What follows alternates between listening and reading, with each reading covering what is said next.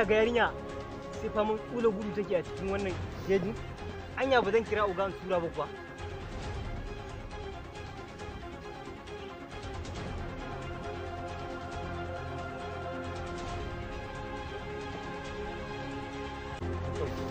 Hello oga. Na ga wata yarinya.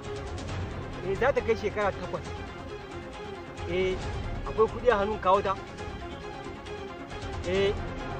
Gaskiya ni fa ba kuɗi a hannu ba, gaskiya ni ba zai yi ba. 250 in za ku bani ko da 40 dai. Ga oga zan kawo ta insha Allah. Yanzu zan nemi kuɗin sa ta cikin kawo.